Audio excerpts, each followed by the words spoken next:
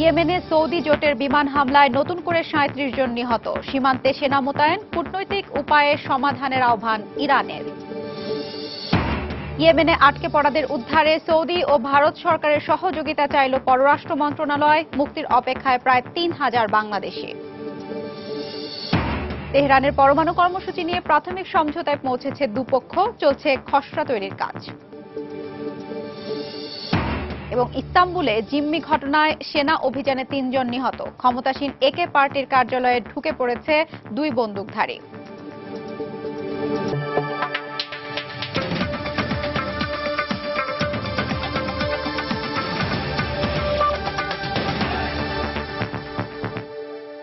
আন্তর্জাতিক সময়ের সঙ্গে আছি আমি হাফসাতুন্নেসা। ইয়েমেনে সৌদি জোটের বিমান হামলায় বুধবার ভোরে হুদাইদা প্রদেশে ৩৭ জন নিহত ও অন্তত ২৪ জন আহত হওয়ার খবর পাওয়া গেছে। এছাড়া মঙ্গলবার মধ্যরাতে রাজধানী সানায় গুড়িয়ে যায় প্রায় 5টি ভবন। হাউথি বিদ্রোহীদের রুখতে ইয়েমেনের সীমান্ত এলাকায় সেনা মোতায়েনের পাশাপাশি দেশটিতে নতুন সরকার গঠনের আগ পর্যন্ত বিমান হামলা অব্যাহত রাখার ঘোষণা দিয়েছে সৌদি আরব। এদিকে সৌদি জোটের হামলাকে কৌশলগত ভুল উল্লেখ করে কূটনৈতিক উপায়ে সমাধানের পথ খোঁজার আহ্বান জানিয়েছে ইরান। অন্যদিকে ইয়েমেনের বর্তমান পরিস্থিতি বিবেচনায় ভারত ও চীন তাদের নাগরিকদের দেশে ফিরিয়ে আনতে শুরু করেছে। সৌদি আরব নেতৃত্বাধীন আরব জোটের অব্যাহত বিমান হামলায় ইয়েমেনের রাজধানী সানা যেন পরিণত হয়েছে ধ্বংসস্তূপের নগরীতে। মঙ্গলবার মধ্যরাতে বিমানবন্দরের আশেপাশের এলাকায় এ পর্যন্ত সবচেয়ে ভয়াবহ হামলায় প্রায় 5টি ভবন গুড়িয়ে যায়, তবে এতে কোনো হতাহতের খবর পাওয়া যায়নি। অন্যদিকে বুধবার ভোরে পশ্চিমাঞ্চলীয় হুদাইদা প্রদেশে একটি খাবারের কারখানায় বিমান হামলায় বেশ কয়েকজন হতাহতের ঘটনা ঘটেছে। শিয়া হাউতি বিদ্রোহীদের বিরুদ্ধে ২৬ মার্চ থেকে সৌদি জোটের বিমান হামলা শুরুর পর থেকে ভয় আর উৎকণ্ঠায় দিন পার করছেন এসব এলাকার অধিবাসীরা। রাত ১:৩০টার দিকে হঠাৎ হামলা শুরু হয়। পুরো এলাকা গুড়িয়ে না দেওয়া পর্যন্ত তারা থামেনি। সৌদি আরব কি এভাবে আমাদের রক্ষা করতে চায়? এর আগে ইয়েমেনের কর্তৃপক্ষ হাউথি বিদ্রোহীদের রুখতে আরব জোটের কাছে দ্রুত স্থলসেনা মোতায়েনের আহ্বান জানায়। এর পরিপ্রেক্ষিতে ইয়েমেনের সীমান্ত এলাকায় সেনা মোতায়েনের পাশাপাশি দেশটিতে নতুন সরকার গঠনের আগ পর্যন্ত বিমান হামলা অব্যাহত রাখার ঘোষণা দেয় সৌদি আরব। মঙ্গলবার রিয়াদে সূরা পরিষদে দেশটির পররাষ্ট্রমন্ত্রী এ ঘোষণা দেন। আমরা যুদ্ধ চাই না, তবে যে কোনো ধরনের উস্কানি মোকাবেলায় আমরা প্রস্তুত। ইয়েমেনের নিরাপত্তা ও স্থিতিশীল অবস্থা নিশ্চিত না হওয়া পর্যন্ত আমরা পরিকল্পনা মোতাবেক বিমান হামলা অব্যাহত রাখব। ইয়েমেনের নিরাপত্তা রক্ষায় যদি স্থলসেনা মোতায়েনের প্রয়োজন হয় তবে আমরা তাই করব। এর পাশাপাশি বিমান হামলা অব্যাহত রাখার বিষয়েও আমরা অনড় থাকব। ইরানের উপপররাষ্ট্রমন্ত্রী হোসেন আমির আব্দুল্লাহিয়ান সৌদি জোটের হামলাকে কৌশলগত ভুল উল্লেখ করে কূটনৈতিক উপায়ে সমাধানের পথ খোঁজার আহ্বান জানান। একে পারস্য ও আরব বিশ্বের যুদ্ধ বলে আখ্যা দিয়ে সৌদি আরবের সঙ্গে আলোচনার মাধ্যমে সমাধানের কথা জানায় ইরান। অন্যদিকে ইয়েমেনের বর্তমান পরিস্থিতি বিবেচনায় ভারত ও চীন তাদের নাগরিকদের দেশে ফিরিয়ে আনতে শুরু করেছে।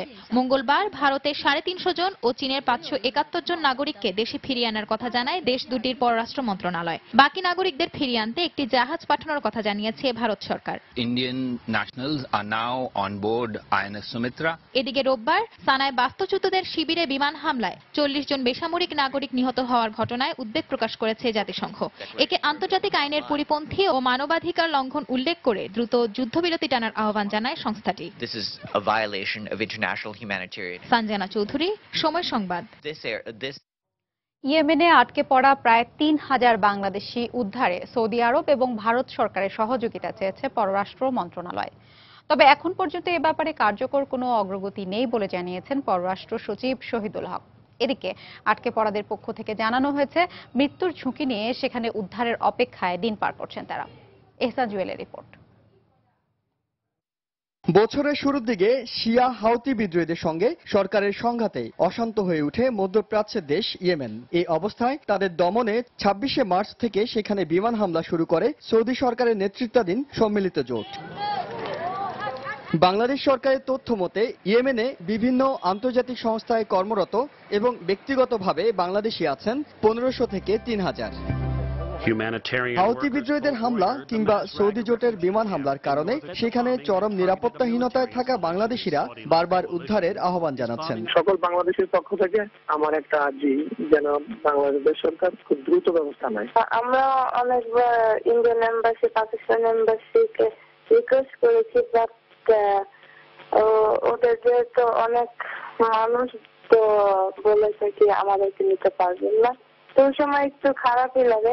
এই অবস্থায় ইয়েমেন থেকে নিজেদের নাগরিকদের সরিয়ে নিতে শুরু করেছে চীন ও ভারত। দেশটির সঙ্গে বর্তমানে অন্যান্য দেশের বিমান যোগাযোগ বন্ধ, আবার সড়ক পথেও যোগাযোগ করা যাচ্ছে না। একমাত্র উপায় জাহাজে করে লোক সরিয়ে নেয়া। তবে বাংলাদেশের কোনো দূতাবাস বা মিশন ইয়েমেনে না থাকায় অসহায় পররাষ্ট্র মন্ত্রণালয় সহযোগিতা চেয়েছে বন্ধুপ্রতিম ভারত ও সৌদি আরবের। আমরা যোগাযোগ স্থাপনও করেছি কিছু বাংলাদেশের সাথে।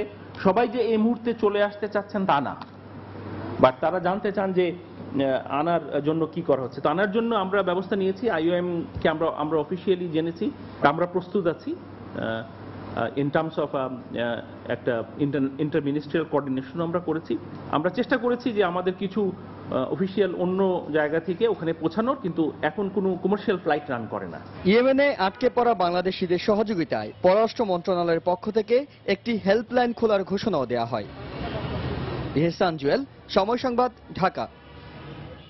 তেহরানের পরমাণু কর্মসূচির মূল বিষয়গুলো নিয়ে ইরানের সঙ্গে 6 বিশ্বশক্তি একটি প্রাথমিক সমঝোতায় পৌঁছেছে বলে জানিয়েছেন রুশ পররাষ্ট্রমন্ত্রী সের্গেই ল্যাভরভ। সুইজারল্যান্ডের লুজানে বুধবার সাংবাদিকদের তিনি বলেন, এখন চুক্তির খসড়া তৈরির কাজ চলছে। মঙ্গলবার মধ্যরাত পর্যন্ত ইরানের পরমাণু কর্মসূচি নিয়ে সমঝোতা না হয় আরও একদিন বাড়ানো হয় আলোচনার সময়সীমা। দুপক্ষ থেকেই চুক্তির জোরালো সম্ভাবনার ইঙ্গিত দেওয়া হয়। চুক্তির সম্ভাবনা উজ্জ্বল হয়ে ওঠায় সুইজারল্যান্ড ছেড়ে চলে যাওয়া রুশ পররাষ্ট্রমন্ত্রী সের্গেই ল্যাভরভও আলোচনায় ফেরার ঘোষণা দেন। মস্কোয় এক সংবাদ সম্মেলনে ল্যাভরভ বলেন, দুপক্ষ খসড়া তৈরির কাজ শুরু করেছে। বুধবারের মধ্যেই চুক্তির লিখিত কপি হাতে পাওয়া যাবে বলেও আশা প্রকাশ করেন তিনি। তবে চূড়ান্ত চুক্তির খুঁটিনাটি জানাতে জুন মাস পর্যন্ত সময় লাগতে পারে বলেও জানান ল্যাভরভ। গুরুত্বপূর্ণ সব বিষয়ে পররাষ্ট্রমন্ত্রীরা একমত হতে পেরেছেন। আশা করছি আগামী কয়েক ঘন্টা, বড়জোর একদিনের মধ্যেই কাগজপত্র তৈরি হয়ে যাবে। ল্যাভরভ জানান, ইরানের পরমাণু কর্মসূচির নিরাপদ ব্যবহার নিশ্চিত করা ও তেহরানের ওপর থেকে নিষেধাজ্ঞা প্রত্যাহারের বিষয়টি প্রাথমিক চুক্তির মূল অগ্রাধিকারে রাখা হয়েছে। এই চুক্তির খসড়া শিগগিরই চূড়ান্ত হয়ে যাবে বলে আশা প্রকাশ করেন ইরানি পররাষ্ট্রমন্ত্রী মোহাম্মদ জাভেদ জারিফ। এর আগে ইরানের অন্যতম প্রধান আলোচক হামিদ বেইদিনজাদ বলেন, মূল বিষয়গুলোতে দুপক্ষ ঐক্যমত্যে পৌঁছালেও ছোটখাটো অনেক বিষয়ে এখনো মতপার্থক্য রয়ে গেছে। ইরান নামসর্বস্ব কোনো চুক্তি চায় না। চূড়ান্ত চুক্তিতে ইরানের পরমাণু কর্মসূচি চালানোর অধিকার অবশ্যই রক্ষিত হতে হবে। ইরান চুক্তি অনুযায়ী পরমাণু কর্মসূচির গতি ধীর করে আনলেই কেবল নিষেধাজ্ঞা প্রত্যাহারের পক্ষে জাতিসংঘের স্থায়ী 5 সদস্য ও জার্মানি। ইরান চায় চুক্তি স্বাক্ষরের সাথে সাথে সব ধরনের নিষেধাজ্ঞা তুলে নিতে হবে, আর অন্য পক্ষ চাচ্ছে ধাপে ধাপে তা প্রত্যাহার করতে। তবে এই বিষয়ে কি সিদ্ধান্ত হবে তা নিয়ে পরিষ্কার ধারণা দিতে পারেনি কোনো পক্ষই। চুক্তিটি হলে অবসান ঘটবে বিতর্কিত এই পরমাণু কর্মসূচি নিয়ে ইরানে পশ্চিমা বিশ্বের গত 12 বছর ধরে চলা দ্বন্দ্বের। মমতাজ মুস্তফা, সময় সংবাদ। ইসরায়েলের নির্বাচনে লিকুদ পার্টির জয়ে এ অঞ্চলের শান্তি প্রক্রিয়াকে পুরোপুরি ধ্বংস করে দিয়েছে বলে মন্তব্য করেছে হামাস নেতা মিশেল সাইদ। বিবিসিকে দেয়া এক সাক্ষাৎকারে কথা বলেন তিনি। মঙ্গলবার বিবিসির মধ্যপ্রাচ্য বিষয়ক সম্পাদক জেরেমি ব্রাউনকে দেয়া এক সাক্ষাৎকারে হামাস ফিলিস্তিনের স্বাধীনতার জন্য লড়ে যাবে বলে জানান সাইদ।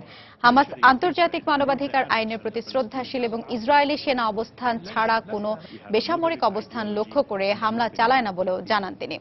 ইসরায়েলের নির্বাচনে বিনিয়ামিন নেতানিয়াহুর দল লিকুদ পার্টির বিজয় এ অঞ্চলে সন্ত্রাসবাদকে উস্কে দেবে বলে মন্তব্য করেন হামাস নেতা মিশেল Saeed. The ones who are laughing at our logic today laugh at Mandela and what the Vietnamese. আন্তর্জাতিক সময়ে আরো যা দেখবেন। সশস্ত্র বিদ্রোহ অবসানে মিয়ানমার সরকার ও 16 বিদ্রোহী গোষ্ঠীর মধ্যে যুদ্ধবিরতি চুক্তি সই। ককাং সহ কয়েকটি বিদ্রোহী দল থাকলো চুক্তির বাইরে।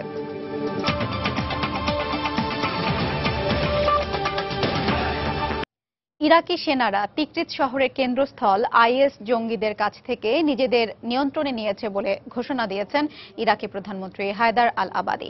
তিকরিত নতুন করে স্বাধীন হলো বলেও উল্লেখ করেন তিনি। এদিকে আইএস জঙ্গিদের ইসলামের বড় শত্রু হিসেবে আখ্যা দিয়েছেন রাশিয়ার ইসলামী চিন্তাবিদরা। রাশিয়ার বিশেষ নিরাপত্তা বাহিনীর অভিযানকালে আইএস সন্দেহভাজন এক ব্যক্তি নিহত হয়েছে। ইরাকি ইরাকের সাবেক শাসক সাদ্দাম হোসেনের নগরী হিসেবে পরিচিত তিকরিত হয়ে ওঠে আইএস জঙ্গিদের নতুন আস্তানা। শহরটি আইএস মুক্ত করতে দীর্ঘদিন ধরেই চেষ্টা চালিয়ে আসছিল ইরাকি সামরিক বাহিনী। বিমান হামলার মাধ্যমে তাদের সহায়তা দিয়েছে মার্কিন নেতৃত্বাধীন জোট। প্রায় 1 মাসের নিরলস চেষ্টা আর লড়াইয়ের পর মঙ্গলবার তিকরিত শহরের কেন্দ্রে প্রবেশ করতে সমর্থ হয় ইরাকি বাহিনী। গভর্নর অফিস, সরকারি ভবন, হাসপাতাল সহ প্রায় সব সরকারি প্রতিষ্ঠান থেকেই জঙ্গিদের উৎখাত করা হয়। এই সাফল্যকে ইরাকি সামরিক বাহিনীর বিজয় বলে উল্লেখ করেন প্রধানমন্ত্রী হায়দার আল আবাদি। আমাদের সাহসী জওয়ানরা তিকরিতের সরকারি ভবনে আবারও ইরাকের পতাকা ওড়াতে সক্ষম হয়েছে। এখন তারা সেসব ভবন পরিষ্কার পরিচ্ছন্ন করার কাজ করছে। যৌথ বাহিনী সব রকম সহায়তা করলেও আমাদের স্থলবাহিনী তিকরিত পুনর্দখলে মূল ভূমিকা পালন করেছে। তিকরিতের গুরুত্বপূর্ণ অঞ্চল যখন আইএস মুক্ত হয়ে এসেছে, তখন জঙ্গি অধ্যুষিত ইরাক ও সিরিয়ার অন্যান্য অঞ্চলগুলো নিয়ন্ত্রণে নিতে বিমান হামলা অব্যাহত রেখেছে জোট বাহিনী। ইরাকি বাহিনী জানায়, হামলা শুরুর আগেই জঙ্গিরা সুড়ঙ্গ কেটে মাটির নিচ দিয়ে নিরাপদ স্থানে পালিয়ে গেলেও হামলা শেষে তারা আবার আগের স্থানে এসে পুনর্গঠিত হচ্ছে। এদিকে আইএসে যোগ দেওয়ার জন্য সিরিয়ায় যাওয়ার পথে 2 কিশোর সহ 4 জন স্পেনিয়ার্ডকে বার্সেলোনায় গ্রেফতার করা হয়েছে বলে জানায় দেশটির স্বরাষ্ট্র মন্ত্রণালয়। 2 কিশোরের একজনের ভাই গত বছর সিরিয়ায় আইএসের পক্ষে লড়াইয়ে নিহত হয় বলেও দাবি মন্ত্রণালয়ের।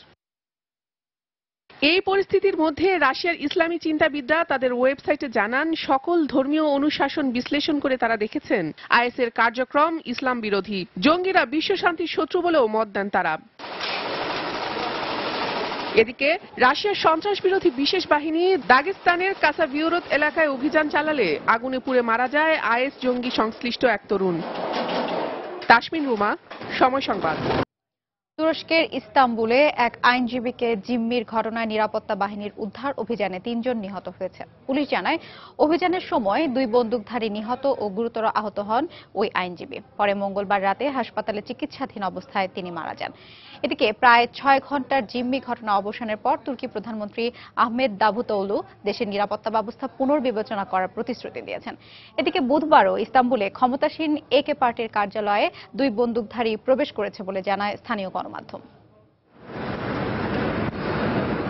ইস্তাম্বুলের আদালতে জিম্মি ঘটনার একদিন পর বুধবার শহরটিতে ক্ষমতাসীন একে পার্টির কার্যালয়ে অন্তত 2 জন বন্দুকধারী ঢুকে পড়ে। সামাজিক মাধ্যমে প্রকাশিত ভিডিওতে তাদের একজনকে ভবনটির 7ম তলার জানালা দিয়ে কথা বলতে দেখা যায়।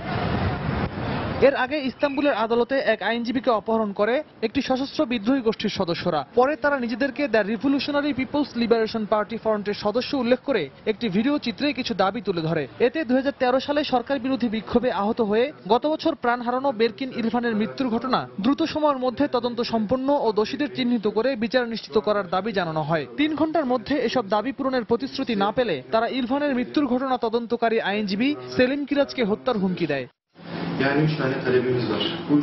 এ খবরে নিরাপত্তা বাহিনীর সদস্যরা আদালত থেকে সবাইকে বের করে দিয়ে বন্দুকধারীদের সঙ্গে যোগাযোগের চেষ্টা করে, কিন্তু তাতেও কোনো লাভ না হয় স্থানীয় সময় মঙ্গলবার রাতে সশস্ত্র অভিযান চালাতে বাধ্য হয় তারা। এতে অপহরণকারী 2 বন্দুকধারী নিহত হয় এবং গুরুতর আহত হন ওই আইনজীবী। পরে তিনিও হাসপাতালে মারা যান। এ ঘটনায় দুঃখ প্রকাশ করেছেন দেশটির প্রেসিডেন্ট রিসেপ তাইপ এরদোগান ও প্রধানমন্ত্রী আহমেদ দাভুতোগলু। তারা আইনজীবী পরিচয়ে আদালতে প্রবেশ করে এবং সেলিম কিরাজের কক্ষে গিয়ে তাকে অপহরণ করে। আইনজীবী সেলিমকে মুক্ত করার জন্য ইস্তাম্বুলের গভর্নর ও পুলিশ কর্মকর্তারা যথাসাধ্য চেষ্টা করেছিলেন। আমরা যখন দেশের নিরাপত্তা পরিস্থিতি নিয়ে আলোচনা চালিয়ে যাচ্ছি, তখনই এমন একটা ঘটনা ঘটল। বিষয়টি অবশ্যই গুরুত্বের সঙ্গে তদন্ত করা হবে, আর দেশের মানুষের নিরাপত্তা নিশ্চিত করতে প্রয়োজনীয় সব ব্যবস্থা নেওয়া হবে। 2013 সালে ইস্তাম্বুলের গাজী পার্কে তুর্কি সরকারের নগর উন্নয়ন পরিকল্পনার বিরোধিতা করে রাজধানী আঙ্কারা সহ দেশের বিভিন্ন স্থানে বিক্ষোভ ছড়িয়ে পড়ে। ওই বছর জুনে ইস্তাম্বুলের ওকমেদাইন এলাকায় আন্দোলনকারীদের উপর পুলিশের অভিযানের সময় গুরুতর আহত হন বেরকিন ইলফান নামের 15 বছর বয়সী এক পথচারী। 269 দিন কোমায় থাকার পর গত বছরের মার্চে তার মৃত্যু হয়। গত 12 মার্চ ইলভানের মৃত্যুর প্রথম বার্ষিকীতে বিচারের দাবিতে লোকজন বিক্ষোভে নামলে সেখানেও পুলিশের সঙ্গে তাদের সংঘর্ষ হয়। রিয়াদুল ইসলাম, সময় সংবাদ।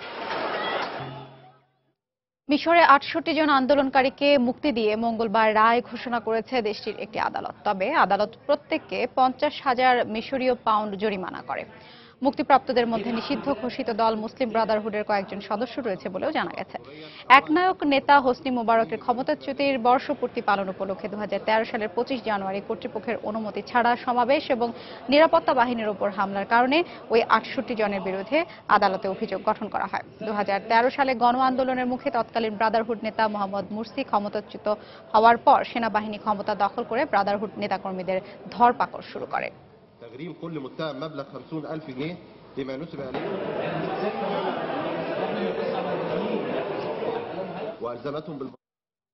মিশরে অস্ত্র সরবরাহের ওপর থেকে নিষেধাজ্ঞা তুলে নিল যুক্তরাষ্ট্র। মঙ্গলবার $130 কোটি মূল্যের মার্কিন অস্ত্র কায়রোয় পাঠানোর অনুমোদন দেয় হোয়াইট হাউস। এসব সামরিক সরঞ্জামের মধ্যে F-16 যুদ্ধ বিমান, জাহাজ বিধ্বংসী ক্ষেপণাস্ত্র ও যুক্তরাষ্ট্রের তৈরি M1A1 আব্রামস ট্যাঙ্ক রয়েছে। এ অঞ্চলের নিরাপত্তা রক্ষায় এখন থেকে মিশরে অস্ত্র রপ্তানি অব্যাহত থাকবে বলেও মার্কিন কর্তৃপক্ষের বরাত দিয়ে জানায় বিভিন্ন গণমাধ্যম। 2013 সালের অক্টোবরে সেনাবাহিনীর হাতে তৎকালীন প্রেসিডেন্ট মুরসির ক্ষমতাচ্যুত হওয়ার পর দেশটিতে সামরিক সরঞ্জাম রপ্তানির উপর নিষেধাজ্ঞা আরোপ করে ওয়াশিংটন। 2025 সালের মধ্যে গ্রিন হাউস গ্যাস নিঃসরণ 28% কমিয়ে 2005 সালের মাত্রায় নিয়ে আসবে যুক্তরাষ্ট্র। মঙ্গলবার এ পরিকল্পনা প্রকাশ করেছে প্রেসিডেন্ট বারাক ওবামার প্রশাসন। মঙ্গলবার সংবাদ সম্মেলনে এই পরিকল্পনার কথা জানান হোয়াইট হাউসের মুখপাত্র জোস আর্নেস্ট।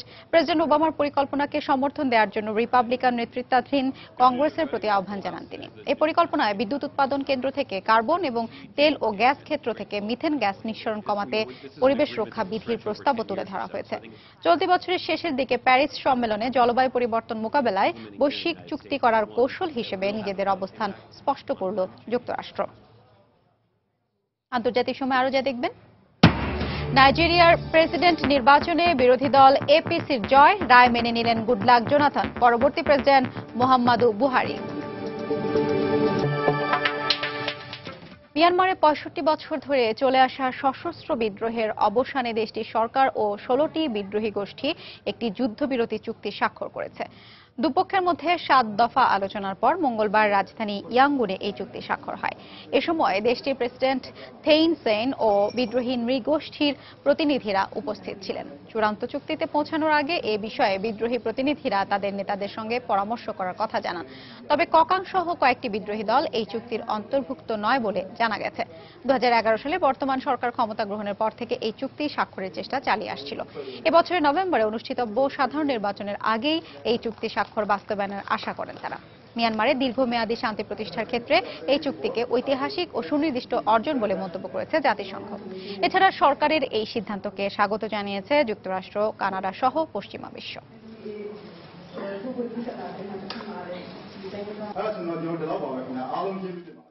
সামরিক শাসন প্রত্যাহার করতে রাজা ভূমিবল আদুলয়াদেজের কাছে অনুমতি চেয়েছেন থাইল্যান্ডের সেনাশাসক প্রেউত চ্যান ওচা। এর পরিবর্তে নতুন পদক্ষেপ নেওয়া হবে উল্লেখ করে প্রধানমন্ত্রী চ্যান ওচা বলেন, সংবিধানের 44 ধারা দ্রুত কার্যকর করা হবে। কোনো কিছু জাতীয় নিরাপত্তা ও রাজবংশের প্রতি হুমকি প্রতিপন্ন হলে তা প্রতিহত করতে এই ধারা বলে নির্বাহী আদেশ জারি করতে পারবেন প্রধানমন্ত্রী। গত মে মাসে ইংলাক সিনাওয়াত্রার সরকারকে সরিয়ে দিয়ে ক্ষমতা দখলের পর সামরিক শাসন জারি করেন চ্যান ওচা। এর মাধ্যমে জনসমাবেশ নিষিদ্ধ ও গণমাধ্যমের উপর কড়াকড়ি আরোপ করা হয়। মালয়েশিয়ায় রাষ্ট্রদ্রোহিতার অভিযোগে আটক 5 সাংবাদিককে মুক্তি দিয়েছে দেশটির সরকার। মঙ্গলবার রাজধানী কুয়ালালামপুরের দাংওয়াঙ্গি পুলিশ স্টেশন থেকে তাদের ছাড়া দেন।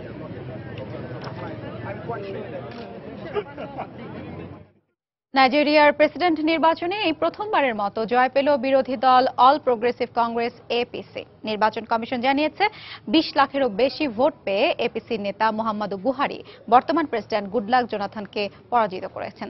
আর এর মাধ্যমে অবসান ঘটল 1999 সাল থেকে ক্ষমতায় থাকা জোনাথনের দল পিপলস ডেমোক্রেটিক পার্টির 15 বছরের শাসনের।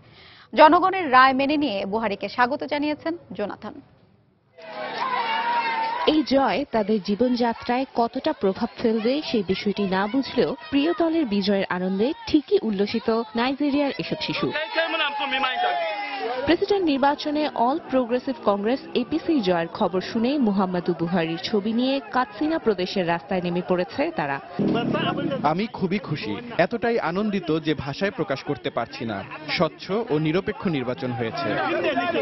মঙ্গলবার নাইজেরিয়া জুড়েই চলে এমন আনন্দ উৎসব।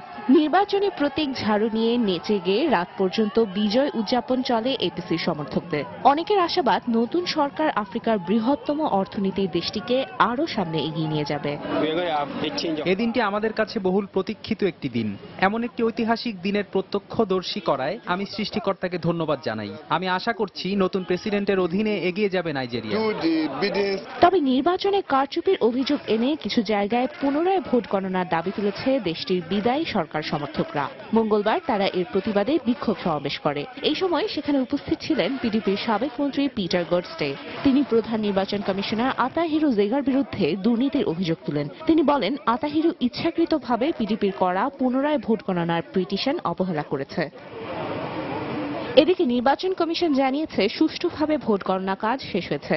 নাইজেরিয়ার 36টি প্রদেশে ক্ষমতাসীন প্রেসিডেন্ট গুডলাক জোনাথনের দল পিডিপি পেয়েছে 1,33,00,000 ভোট। তার চেয়ে 20 লাখের বেশি ভোট পেয়েছেন সাবেক সেনাশাসক মুহাম্মদু বুহারি। বুধবার তিনি বিজয়ী ভাষণে গুডলাক জোনাথনের প্রতি সাধুবাদ জানান শান্তিপূর্ণভাবে নির্বাচন অনুষ্ঠিত হতে দেওয়ার জন্য। 2010 সালে প্রেসিডেন্ট পদে থাকা গুডলাক জোনাথন এরই মধ্যে পরাজয় মেনে বুহারিকে স্বাগত জানিয়েছেন। জোনাথনের সঙ্গে বৈঠকের পর নাইজেরিয়ার সাবেক প্রেসিডেন্ট জেনারেল আব্দুস সালামি আবু বক্কর বিষয়টি নিশ্চিত করেন। এই নির্বাচনের আগে পুরো বিশ্বের চোখ আমাদের দিকে ছিল। তাদের সবার ধারণা ছিল নাইজেরিয়ায় শান্তিপূর্ণভাবে নির্বাচন সম্পন্ন হওয়া কখনোই সম্ভব না, কিন্তু আজ আমরা তা ভুল প্রমাণ করে দিয়েছি। আর তার জন্য আমি প্রেসিডেন্ট গুডলাক জোনাথনকে সাধুবাদ জানাচ্ছি। নির্বাচনের ফলাফল প্রকাশের পর কাল বিকেলেই তিনি আমাকে ফোনে শুভেচ্ছা জানিয়েছেন। গত শনি ও রোববার প্রেসিডেন্ট নির্বাচনে ভোট গ্রহণ হয়। বিচ্ছিন্ন কিছু সহিংসতা ছাড়া শান্তিপূর্ণভাবেই দেশটি প্রথমবারের মতো গণতান্ত্রিক এই নির্বাচনের ভোট গ্রহণ শেষ হয়। এর আগে 1999 সাল থেকে 4 বার প্রেসিডেন্ট নির্বাচিত হলেও সেসব নির্বাচনে ব্যাপক কারচুপি ও জালিয়াতির অভিযোগ উঠেছিল। 1960 সালে ব্রিটেনের কাছ থেকে স্বাধীনতা পাওয়ার পর 40 বছর ধরে বিভিন্ন সামরিক শাসকের শাসনে ছিল নাইজেরিয়া। তানজিমুনিয়াত, সময় সংবাদ। উগান্ডাতে এক জ্যেষ্ঠ প্রসিকিউটরকে গুলি করে হত্যা করেছে অজ্ঞাত পরিচয়ের বন্দুকধারীরা। মঙ্গলবার দেশটির রাজধানী কাম্পালাতে এই হত্যাকাণ্ড ঘটে। জোয়ান কাগেজি নামের ওই নারী ইসলামী জঙ্গি গোষ্ঠী আল শাবাবের এক বোমা হামলা মামলার প্রধান প্রসিকিউটর ছিলেন। উগান্ডা পুলিশ জানিয়েছেন পরিকল্পিতভাবে তাকে হত্যা করা হয়েছে। এখনো কাউকে আটক করতে না পারলেও এর সাথে আল শাবাব জঙ্গি গোষ্ঠীর জড়িত থাকার কথাও ধারণা করছে পুলিশ। গেল সপ্তাহে দেশটিতে হামলা হতে পারে বলে শঙ্কা প্রকাশ করা হয় মার্কিন দূতাবাসের পক্ষ থেকে। বিশ্বে মৃত্যুদণ্ডের মাধ্যমে সর্বোচ্চ শাস্তি কার্যকরের ঘটনা অনেক বেড়ে গেছে বলে এক প্রতিবেদন প্রকাশ করেছে আন্তর্জাতিক মানবাধিকার সংস্থা অ্যামনেস্টি ইন্টারন্যাশনাল। প্রতিবেদনে বলা হয়, বিশ্বের বিভিন্ন দেশে সন্ত্রাসবাদ রুখতে মৃত্যুদণ্ডকে সর্বোচ্চ শাস্তি হিসেবে গণ্য করা হচ্ছে। অ্যামনেস্টির পরিচালক অড্রি গগরান জানান, মৃত্যুদণ্ড অপরাধ কমানোর ক্ষেত্রে কারাদণ্ডের চেয়ে বেশি কার্যকর এমন কোনো প্রমাণ তারা পাননি। বিশ্বের বিভিন্ন দেশে জরিপ চালিয়ে দেখা গেছে মৃত্যুদণ্ড কার্যকরের ঘটনা 2013 সালের চেয়ে 2014 সালে 8% বেড়েছে, যার মধ্যে মিশর ও নাইজেরিয়ায় মৃত্যুদণ্ডের সংখ্যা সর্বোচ্চ। এরপরে রয়েছে পাকিস্তানের অবস্থান।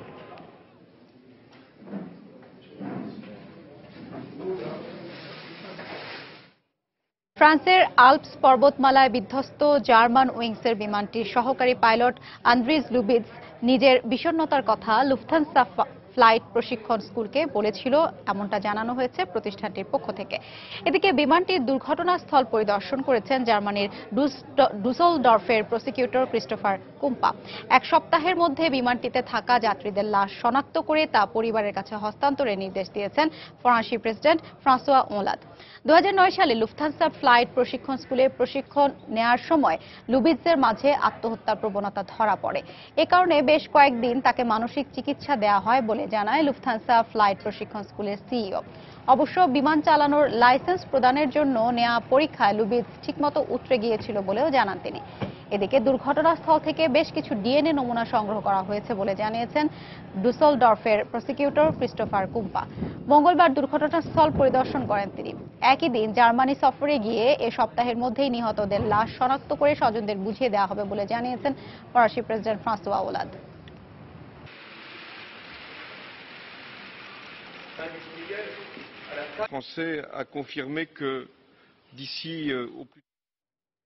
গত বছর ইউক্রেনের সাবেক প্রেসিডেন্ট ভিক্টর ইয়ানুকোভিচকে হটানোর আন্দোলনের সময় বিক্ষোভকারীদের উপর হামলা ও হত্যার পেছনে আসল জড়িতদের খুঁজে বের করতে ব্যর্থ হয়েছে কিয়েভ।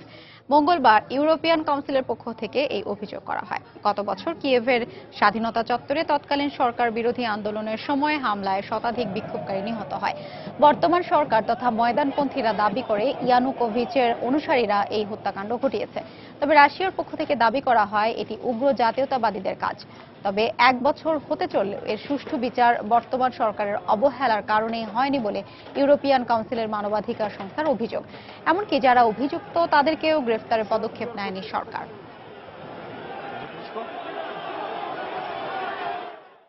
কংগ্রেস সভানেত্রী সোনিয়া গান্ধীকে নিয়ে কটূক্তি করায় তোপের মুখে পড়েছেন বিজেপি নেতা বিহারের ইউনিয়ন মন্ত্রী গিরিরাজ সিং। তিনি বলেন, সোনিয়া গান্ধী শ্বেতাঙ্গ হওয়ার কারণেই কংগ্রেস সভানেত্রী হতে পেরেছেন। তিনি আরো বলেন, রাজীব গান্ধী যদি একজন নাইজেরীয় কৃষ্ণাঙ্গ নারীকে বিয়ে করতেন তবে তার নেতৃত্ব মেনে নিত না কংগ্রেস। এর আগেও বিভিন্ন সময় তার অসংলগ্ন মন্তব্যের জন্য সমালোচিত হন গিরিরাজ। গত বছর বিহারে নির্বাচনী প্রচারণা চালানোর সময় তিনি বলেন, মোদি ক্ষমতায় এলে বিজেপির সমালোচনাকারীদের পাকিস্তানে নির্বাসিত করা হবে। বিজেপি ক্ষমতায় আসার পর গিরিরাজ বিহারের নাওদায় মন্ত্রীর দায়িত্ব পালন করছেন।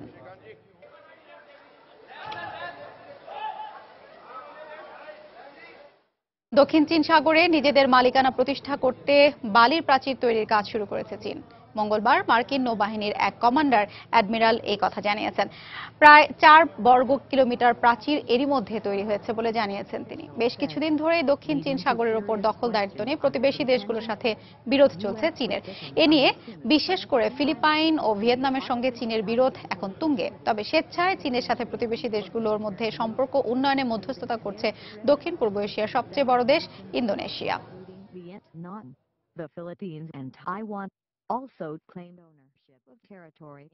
আন্তর্জাতিক সময়ের শীর্ষ সংবাদগুলো জানিয়ে দিচ্ছি আরেকবার।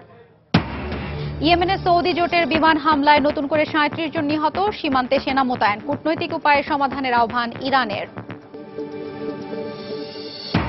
ইয়েমেনে আটকে পড়াদের উদ্ধারে সৌদি ও ভারত সরকারের সহযোগিতা চাইল পররাষ্ট্র মন্ত্রণালয়। মুক্তির অপেক্ষায় প্রায় 3000 বাংলাদেশি। তেহরানের পরমাণু কর্মসূচি নিয়ে প্রাথমিক সমঝোতায় পৌঁছেছে দুপক্ষ, চলছে খসড়া তৈরির কাজ। এবং ইস্তাম্বুলে জিম্মি ঘটনায় অভিযানে 3 জন নিহত, ক্ষমতাসীন একে পার্টির কার্যালয়ে ঢুকে পড়া 2 বন্দুকধারীকে আটক। এই ছিল আন্তর্জাতিক সময়। যে কোনো খবর পেতে ভিজিট করুন সময় নিউজ.tv। সঙ্গে থাকুন সময়।